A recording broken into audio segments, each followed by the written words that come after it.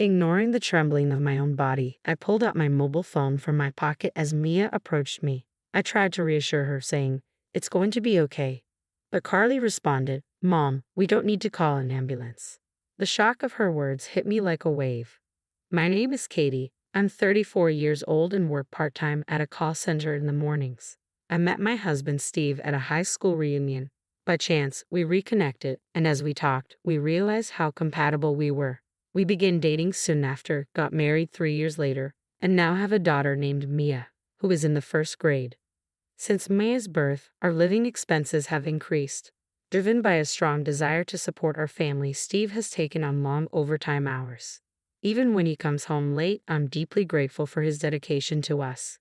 His work as a pharmacist often means he's home early when I'm sick. He knows all about the medicine and would say, "Tell me where it hurts, and I'll prepare the right remedy for you." He would even give me massages. Steve's support has been a constant. When I was down with a cold, Maya would look worried and say, "Mom, I hope you get better soon." Wanting to recover for her sake, I focus on my treatment. Seeing my pained expression, Maya once asked Steve, "Daddy, can you give Mom the usual magic medicine?"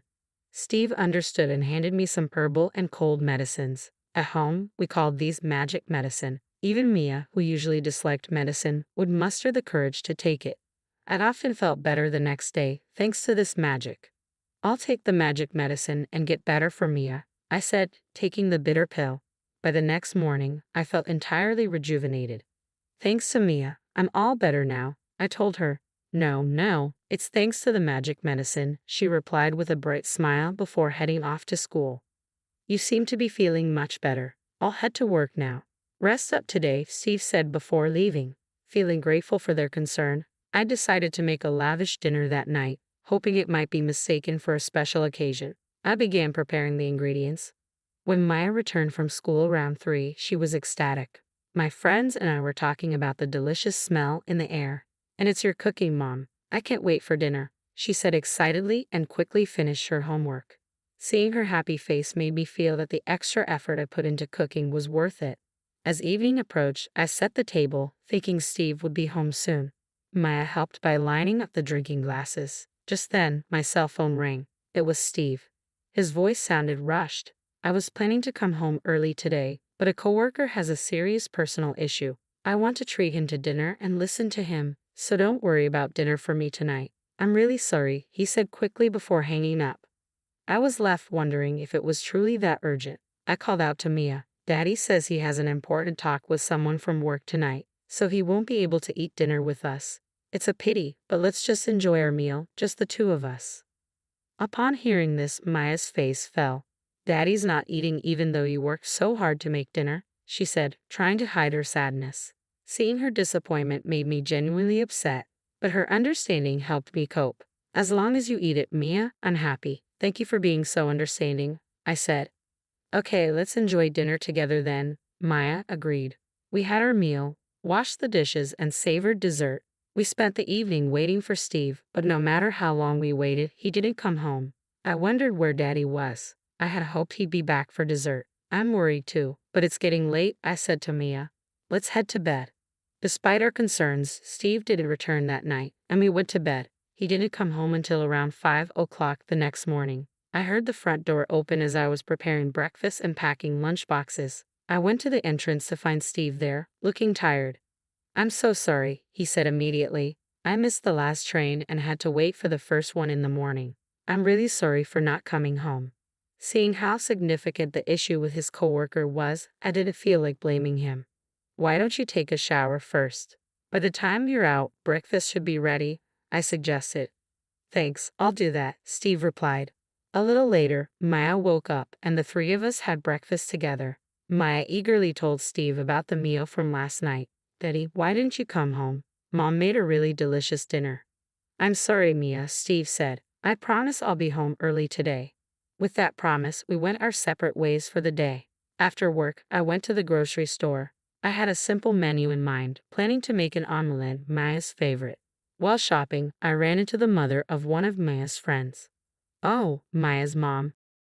It's been a while. How have you been?" she asked. "I've been fine, though I've been feeling a bit under the weather lately. Maybe it's my age," I replied. As we chatted, she made an unexpected suggestion. How about inviting Maya over to our house for a sleepover? Don't you think you could use a little time to relax too? Naomi would be thrilled if Maya stayed over. That sounds wonderful. I'm sure Maya would love it. Thank you for the offer, I said. We arranged a date for the sleepover and went our separate ways. When Maya came home in the evening, I shared the news with her. I spoke with Naomi's mom today, and she invited you for a sleepover. Maya's eyes widened with excitement. Really? Can we have a sleepover? Yes, but remember to behave and don't get too excited. They want you to stay over on Saturday. Maya's face lit up with a broad smile, and she immediately began preparing her things. I was relieved that Naomi's mom had suggested the sleepover, and I felt deeply grateful for her kindness. That evening, as promised, Steve came home early. Maya enthusiastically greeted him. Guess what, Dad? I'm going to have a sleepover at Naomi's house this Saturday. Maya shared the news, bouncing around with excitement. I explained to Steve that Naomi's mom had made the offer out of consideration for us. Steve responded, then maybe I'll head out on Saturday. You should take advantage of the free time, enjoy lunch or go shopping, whatever you like. I'll pick Mia up on Sunday. Really? Thank you so much, I said, grateful for his thoughtful suggestion. After dinner, Steve pulled an envelope from his bag. What's that? Maya asked curiously. Steve smiled and said, curious, aren't you? He opened the envelope to reveal a small bag and handed it to me. This is for you. I've noticed you haven't been feeling well lately, so I found some special food that's said to have magical properties. Maya's face lit up. Mom gets sick a lot, but with this she'll get better, right? I felt a mix of slight guilt and deep gratitude. Thank you, Steve. You went out of your way to buy this. It must have been expensive. Your well-being is the top priority, Steve said with a gentle smile. If you take them daily, they will definitely help. He then apologized. I have to admit, from tomorrow until Friday, work's going to be very busy, and I might come home late. Steve's earnest apology made Maya look a bit upset. I was disappointed as well, but I understood he was doing his best for us. I held back my feelings and comforted Mia. Dad is working hard for us. How about we go to the amusement park next time he has a day off? Maya seemed to understand, and Steve gave me a regretful nod. As it was time for bed, I opened the bag Steve had given me. Inside was something I had never seen before, dark-colored and dried. When I tasted it, it had a fruity flavor and was quite delicious. However, later that night, around 2 a.m., I woke up feeling strange. I had a severe headache and an upset stomach. I rushed to the bathroom, realizing that neither Maya nor Steve seemed affected.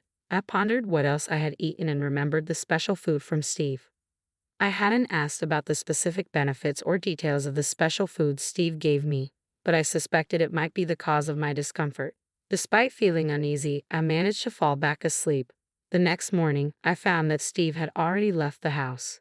There was a note on the table that read, "Thanks for the lunch. If there are any problems, contact me. See you soon." I debated whether to tell him that the food wasn't quite right for me. It seemed impolite not to mention it, but I didn't want to disturb him at work. I decided to send him a text later. Soon after, Maya woke up. At breakfast, she excitedly talked about her upcoming sleepover at Naomi's house. After we got ready, we both left the house. Won't we see Dad until Friday? Maya asked.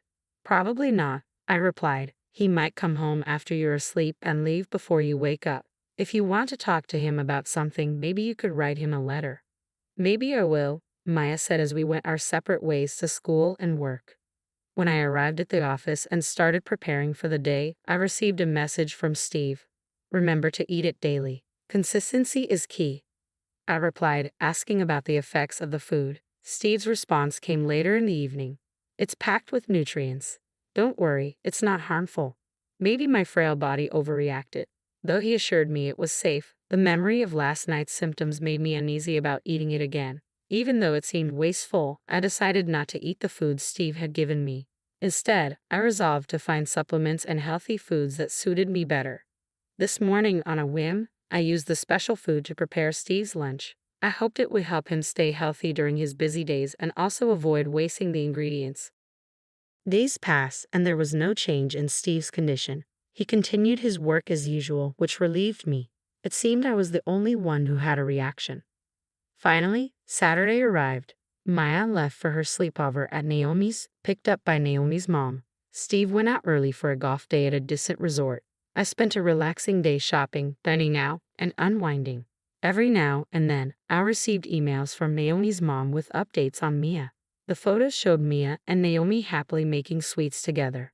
Then came Sunday. I received a message from Steve saying he'd be coming back after watching a new movie with Mia. While I felt a twinge of guilt, I was grateful for Steve's thoughtfulness. They returned home before it got dark, but Maya's usual smile was absent. She seemed subdued, possibly sad to say goodbye to Naomi. Steve remarked, "I think she was having a hard time parting with Naomi." Listening to him, I was reminded of my own childhood. Saying goodbye to friends after special times was always tough. Maya must have really enjoyed her time with Naomi. "How about we invite Naomi over next time?" I suggested to Mia, hoping to lift her spirits and give Naomi's mom a chance to spend more time with her. Maya gave an awkward smile and nodded. As I started preparing dinner with Maya's help, Steve mentioned he was going to take a shower and left the living room. The moment he was out of sight, Maya gently tugged on my sleeve. Just as I was about to ask her what was wrong, a loud crash came from the bathroom. I rushed over and the sight that met me made me scream. Steve was lying on the floor, unmoving. I grabbed my cell phone, trying to steady my trembling hands. With Mia by my side, I attempted to reassure her. "Everything will be okay," I said, but she interrupted with, "Mom, you don't need to call an ambulance." I was shocked by her words and asked, "Why not?" "Because Dad did something bad and he's being punished," she replied. I struggled to understand her meaning, but my priority was to help Steve. I told Mia we'd talk later and immediately called for an ambulance. Thankfully, the quick response meant Steve's life was not in danger, though he had not regained consciousness. Once it was decided that Steve would need to be hospitalized, I made plans to head to the hospital. I thanked everyone who had helped and then left the hospital with Mia. Once we were home, I finally had a chance to ask her about her earlier comments. "Mia, can you explain what you meant earlier?" I asked. She nodded and began, "Naomi told me something during our sleepover." Maya continued, explaining that recently, around bedtime, Naomi had noticed Steve walking in front of their house. Maya seemed puzzled and said, "But isn't that around 9 p.m.? I thought Dad worked a bit later, so it must have been someone else." Naomi had insisted it was definitely Steve. They decided to keep an eye out that night. When bedtime came, Naomi left the room to use the bathroom, and Maya saw someone passing by their house. To her shock, it was indeed Steve, holding hands with an unfamiliar woman and walking together affectionately. Seeing her dad with someone who wasn't me was a huge shock for Mia. She went to sleep without telling Naomi, pretending she hadn't seen anything.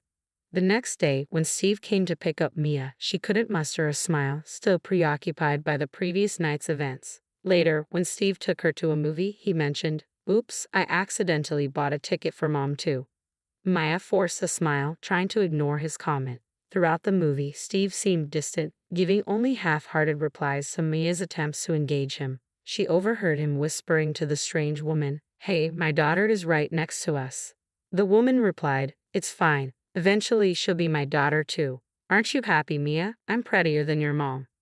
Maya was taken aback by the unexpected comment. Steve seemed to signal the woman to stop but continued to enjoy the movie with her. Maya realized that Steve's excuse about mistakenly buying a ticket for me was a lie. It was impossible to pretend everything was fine. Avoiding Steve's gaze, Maya finished her story, and my expression shifted dramatically. I couldn't believe Steve was doing this behind my back. His behavior had seemed normal, and though Maya's story was hard to believe, I knew she wasn't one to lie. In the midst of the confusion, I heard a notification from Steve's phone, which I had accidentally brought with me in the ambulance. Checking the phone, I saw several messages, but one stood out. It detailed how much fun the movie was and how their plan to drive me out was progressing smoothly. My heart sank as I realized Maya's story was true. Steve appeared to be plotting to force me out of our home. Reflecting on Steve's recent behavior, I realized there had been no clear signs that his plan was already in motion. It seemed he had yet to put his scheme into action. Just then, I received a call from the hospital with an update on Steve's condition.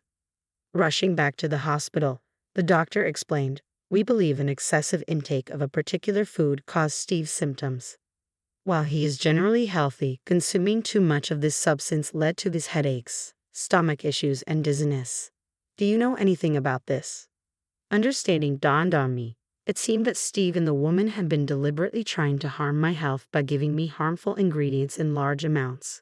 Their frequent late nights and claims of working overtime were likely lies to cover up their meetings. My anger grew as I pieced together Steve's malicious actions.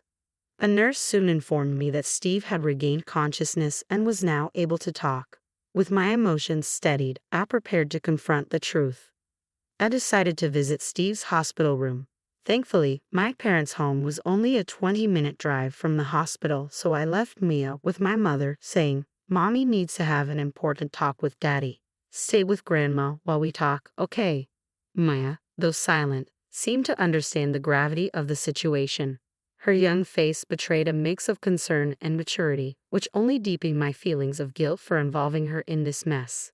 My anger towards Steve for his betrayal, especially in front of our daughter, was overwhelming. Standing outside Steve's hospital room, I tried to steady my nerves.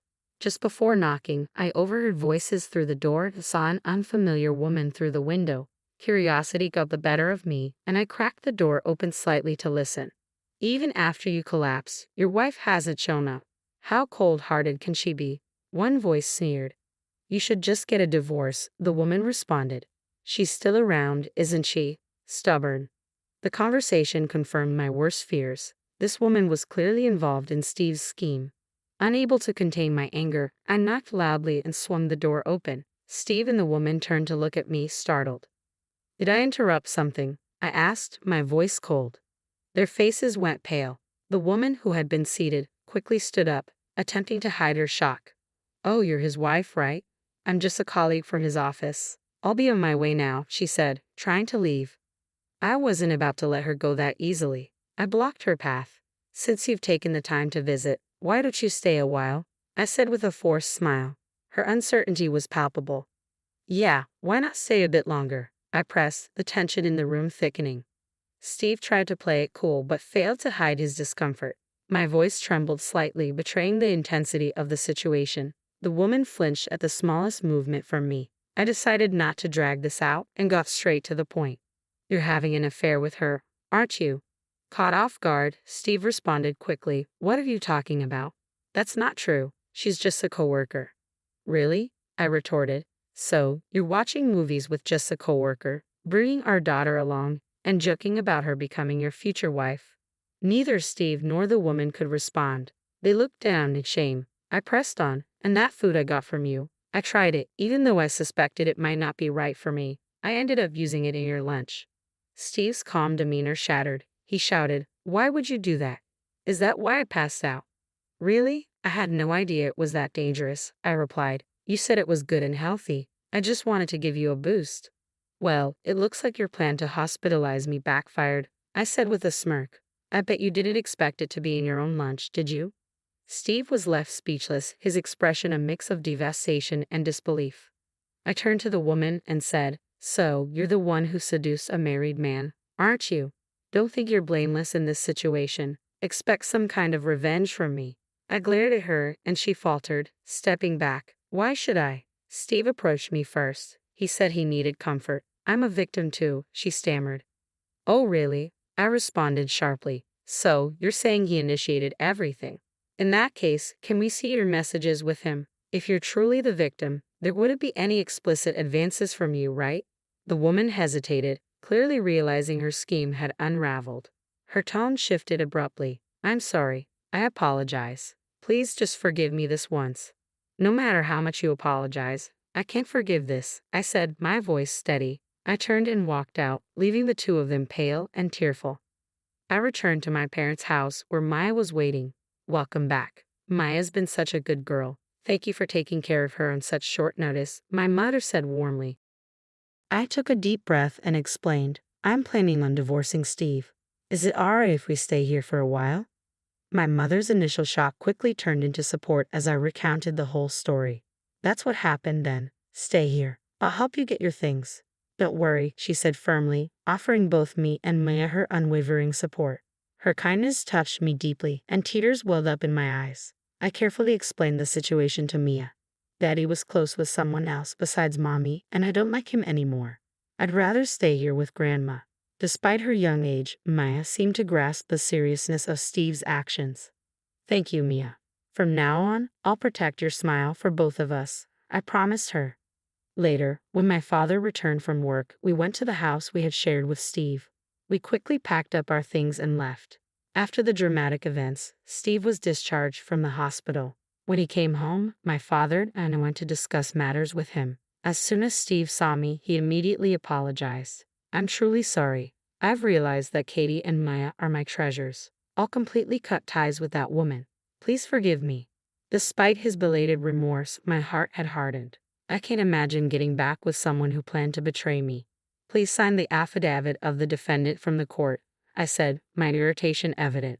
My father, standing behind me, added, Listen, Steve, I can't let my precious daughter live with someone like you.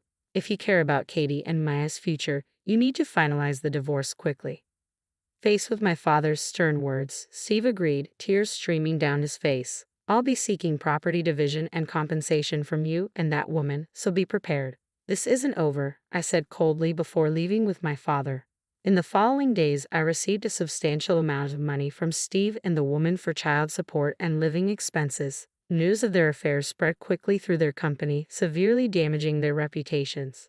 Overwhelmed by the negative publicity, the woman resigned and soon found herself burdened with debt from her payments to me. Steve's prospects for promotion disappeared, and his reputation plummeted. He was increasingly shunned by everyone. Meanwhile, I transitioned from part-time to full-time work, dedicating myself even more to my job. My hard work was recognized, leading to an increase in my salary and a more fulfilling life. Maya's happiness became my top priority, and I am committed to supporting her so that we can